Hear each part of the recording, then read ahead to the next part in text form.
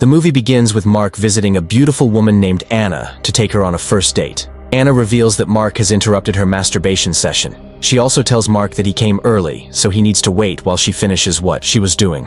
Mark, who is unfamiliar with the concept of lying, expresses his concern that he can only afford a cheaper restaurant and that his boss will probably fire him next week. Minutes later, she came down ready for the date, but she revealed that she did not find Mark attractive enough. They then leave for the date. The two enter a restaurant where the waiter is also brutally honest with them. He comments that Anna is out of Mark's league and asks if she is his daughter or sister. Embarrassed, Mark thanks him and asks him to leave. He then asks Anna about herself. She replies that she has a job that pays well, so she is thriving in life. She gets a phone call from her mother, and she tells her that Mark is not good looking and does not earn well. Upon her mother's query, she answers that she is neither kissing nor sharing the bed with him tonight. After the date, Mark thanks Anna for seeing him, though he is out of her league. The scene moves to the lecture film studio, where a man is demonstrating Napoleon's story. As Mark appears, the man introduces him to the crowd as a screenplay writer for the company. Mark greets them with a smile, which soon changes to embarrassment when the man truthfully announces that Mark is one of the least successful employees who is getting fired soon.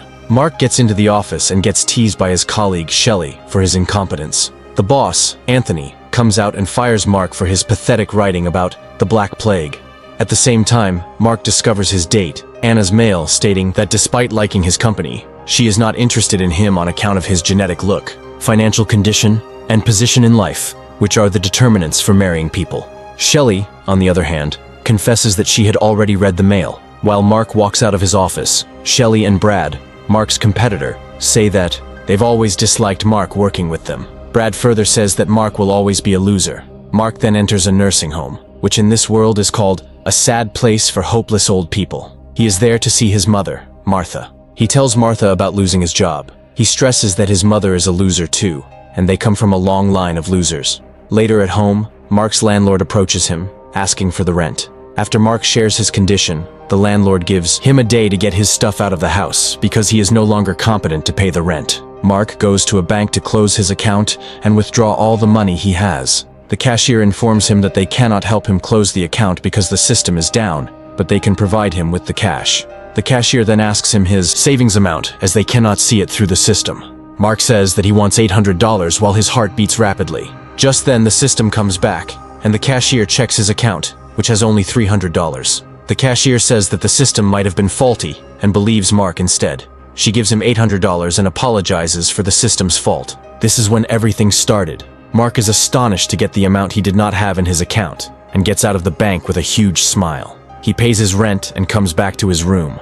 An overwhelmed Mark shares with his friends about his deed being unfathomable. He has just discovered lying, but his friends, who are unfamiliar with the concept, do not understand him. Mark tests his new skill by changing his name every few minutes, but his friends believe him every time. Then he asks his friends what they would do first if they could do anything in the world. Greg says that he would have intercourse with a girl and touch girls' boobs. So to try it, Mark goes outside and calls a girl past him. She ignores him at first, but stops at once when Mark mentions the ending of the world if she does not have sex with him at that moment. The girl hurriedly takes Mark to a motel.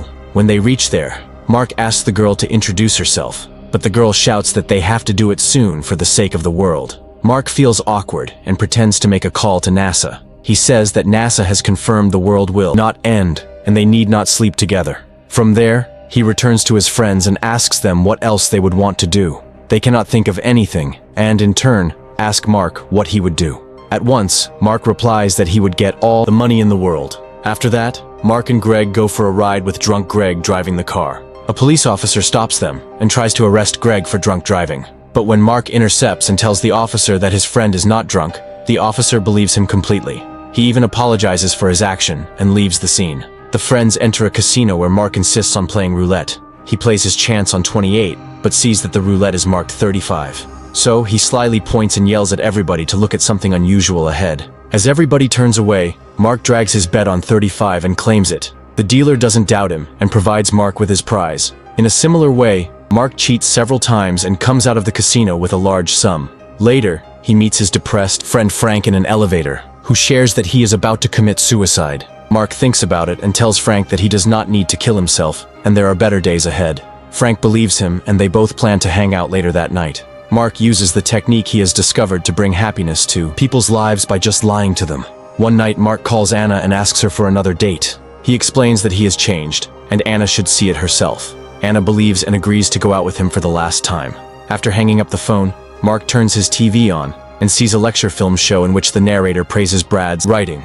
Mark gets an idea and goes to his table to write a story with his newfound knowledge. After completing it, he pours tea into it and makes it dirty to resemble a historical script. Mark heads to the lecture film studio and tells his boss Anthony that he has discovered historical writing in an ancient chest earthed in a desert. The writing has stories about the crashing of a giant spaceship in Babylon. It catches Anthony's attention.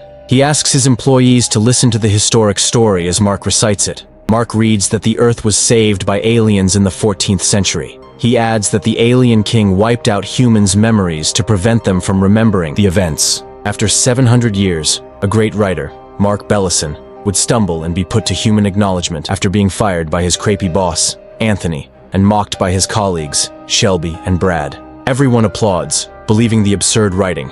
Anthony asks Mark to work on the film soon. The next day, Mark takes Anna to an expensive restaurant for their date. Anna congratulates Mark for selling his script and asks about his family. Mark shares that his father is an alcoholic and his mother is in a nursing home. He plans to take her out of the nursing home the next day and get her a mansion.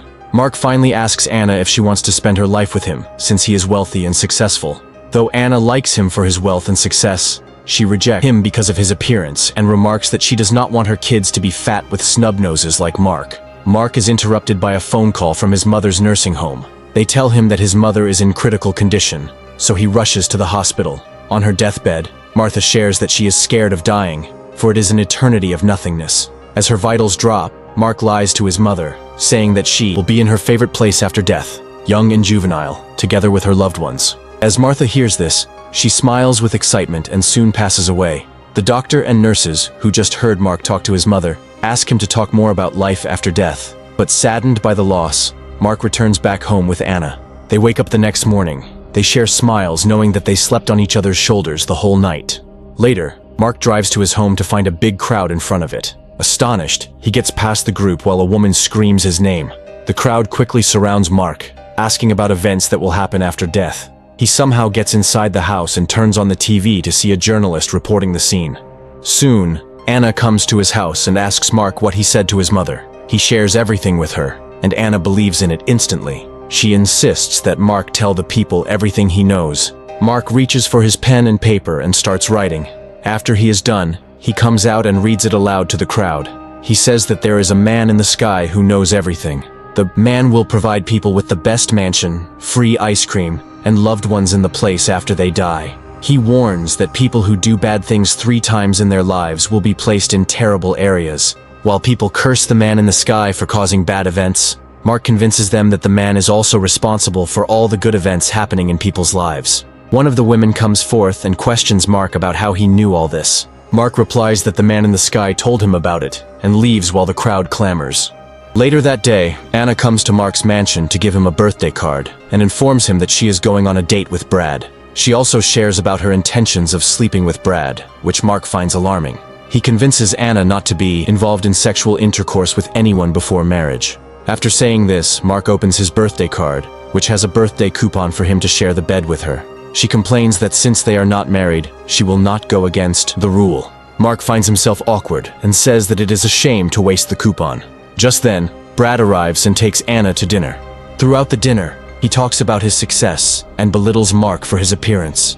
Anna is then seen with her mother watching Mark's interview on TV. Her mom changes the channel, saying that Mark is never going to be her friend, even though he speaks to the man in the sky. Anna does not like her talking about Mark like that, and argues that he makes her feel special. The mother strongly opposes Anna with the argument that Mark will always be a loser, and his children will be the same.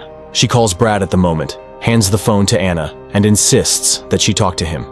Many weeks pass after the event. One day, Anna suddenly appears at Mark's front door to find him awful with long hair and a beard. She gives him the invitation card to her wedding and asks him to attend it for her sake.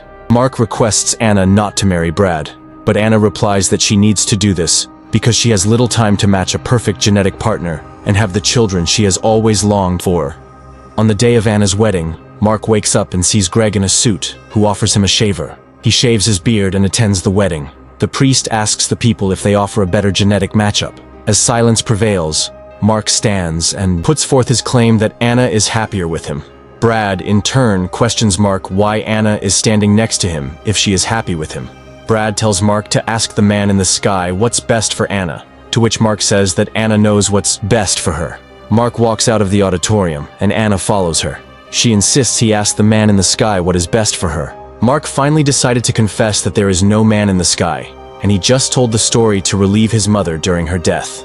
Anna further questions why he did not lie to marry her, and Mark replies that the lie would not count. At last, Anna claims that she wants little fat kids with snub noses. Hearing this, Mark puts a smile on his face.